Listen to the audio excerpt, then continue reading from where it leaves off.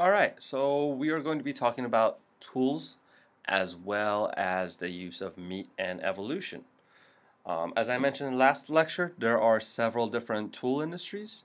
Um, well, before we start with that, let's talk about the first tool makers. First tool makers in our genus is Homo habilis, but the first tool maker in our ancestry is Australopithecus gari, which you should know by now from all of the reading that you've been doing and visually memorizing, I'm sure. Anyway, we're going to be talking about tool industries today. And when I say tool industry, I mean a particular way or a tradition that a tool is made. So a certain type of tool, a certain style of tool making is called a tool industry. Let's start with the Oldowan tool industry. Oldowan tool industry is a very, very simple tool industry. It consists of a core as well as a flake. And this core is the raw material in which flakes are removed. And the flake is a little fragment that's removed from the core, and this becomes the primary tool. So these sharp edges are used to butcher different types of meat. Now, Oldowan tool industry is a tool industry that's associated with Homo habilis. It's associated with Australopithecus gari. So I would like you to remember that just in case, I was to ask on an exam. With the Oldowan tool industry, we have two methods of making. One is called the hammerstone technique, which you see right here, where the core stone is held, a hammerstone hits it, and knocks off a flake. And then these flakes are subsequently used as tools.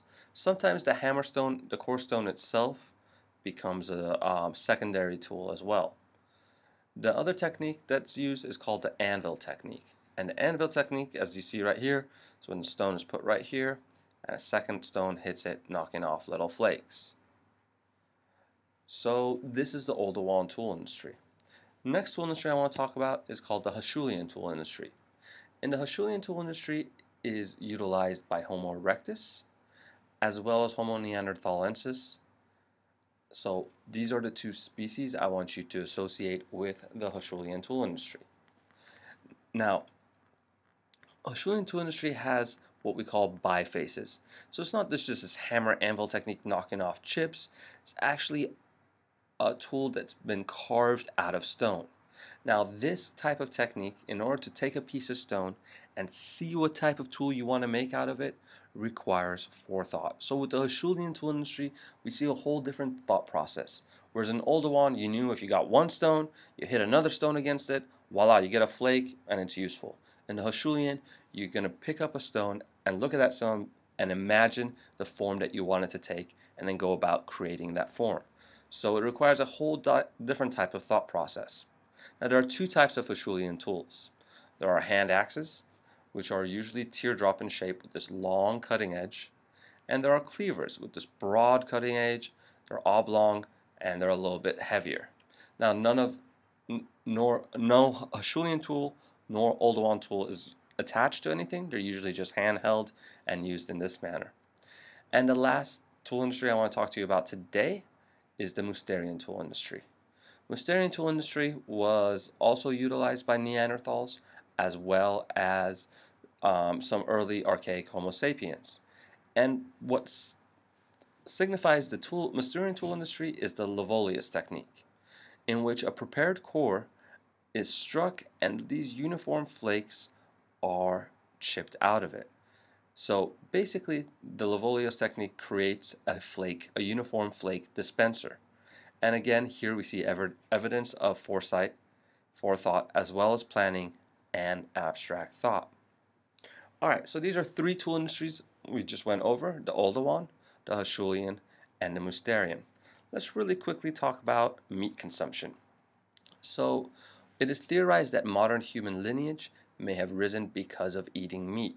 And you can see hints of this in the video you watched last week, that eating meat, the calories that it provided, allowed for our brains to develop the way that they did. Now, I'm not saying meat is necessary for brain development today. There's a lot of nutrients and calories we can get from non-meat items. So vegetarians are still in the good. Now, there are several methods that are thought that we got meat. and these include one hunting and two scavenging.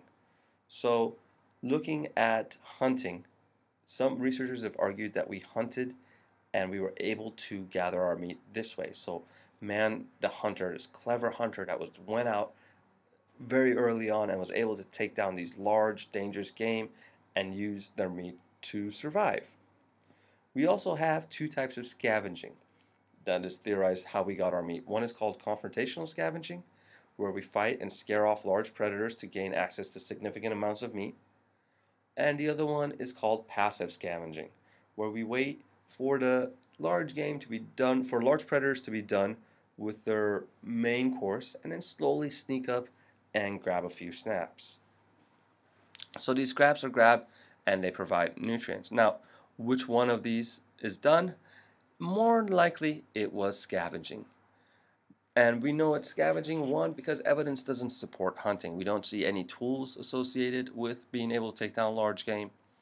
Also, when we look at faunal evidence, the evidence of butchered animal remains, we see that there are bite marks first, followed by tool marks, meaning that an animal had had its choice, that was feeding on whatever prey it had taken down, and then humans came along and took pieces of meat. If there were tool marks first, then bite marks, then you can see evidence for hunting. And I want to finish off, well, not finish off, almost finish off with the use of fire. Fire became very, very important to our species as it provided us with warmth as well as safety. It began to dry hides and meat, so allowing us to keep food for longer amounts of time. And it also softened food and removed toxins from this scavenged meat that we got. So it opened up the amount of food that we can eat quite a bit. Now, I've been talking about eating meat and human evolution.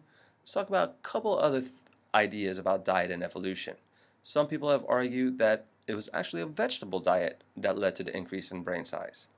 Unfortunately, evidence still favors meat consumption. However, the type of meat consumed is still in debate. There are researchers that argue it wasn't terrestrial meat, it wasn't red meat that helped with our evolution, but rather hunting or fishing that helped with our evolution. So the fats in fish may have led to the present brain size and cognitive abilities. And this last theory has some viability to it. There's some merit to consuming fish and fishing and the development of our brains. All right, we're done.